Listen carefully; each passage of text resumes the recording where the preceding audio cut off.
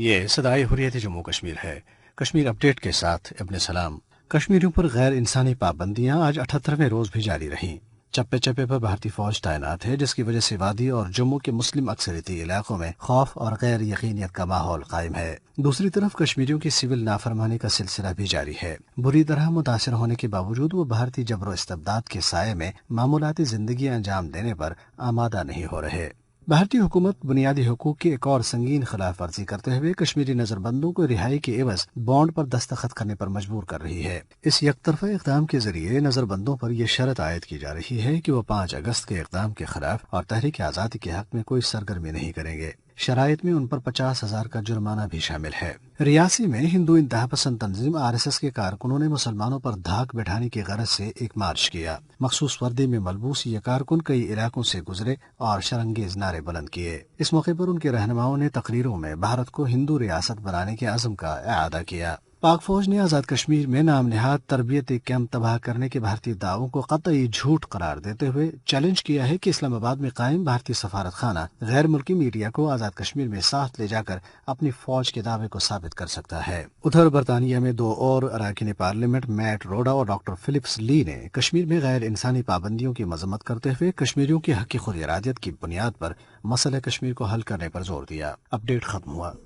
مودی سرکار نے کشمیر کے جداگانہ تشخص کو ختم کر کے ہندو انتہا پسندانہ جذبات کو تسکین پہنچانے کا سامان تو کر دیا، لیکن اس اقدام نے بھارت کے اندر ایک بہت بڑے طبقے کو آواز اٹھانے پر ابھارا۔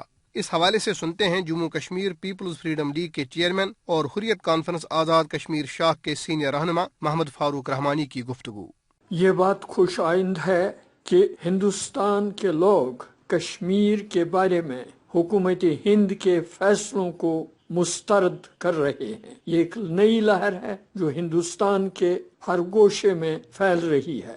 اس نئی لہر کی طرف مثبت انداز میں اور تعمیری انداز میں توجہ دینے کی ضرورت ہے۔ کشمیریوں کو ایسے حلقوں کے قریب جانا چاہیے اور ان کو اپنے قریب لانا چاہیے، خواہ کسی بھی فرقے طبقے سے تعلق رکھتے ہوں، اور ان تک حق خود ارادیت اور انسانی حقوق کا پیغام پہنچانا ہمارا فرض بنتا ہے۔ ہمارا یقین ہے کہ کشمیریوں کی یہ تحریک اپنے منطقی انجام تک نہایت عزت اور آبرو کے ساتھ پہنچ جائے گی انشاءاللہ۔ مسئلہ کشمیر کا واحد حل اقوام متحدہ کی زیر نگرانی آزادانہ اور غیر جانبدارانہ رائے شماری ہے، جس کا وعدہ خود اقوام متحدہ کی قراردادوں میں کیا گیا ہے۔ اب وقت کا تقاضا ہے کہ اقوام عالم کشمیریوں کے ساتھ حق خود ارادیت کا وعدہ پورا کرے۔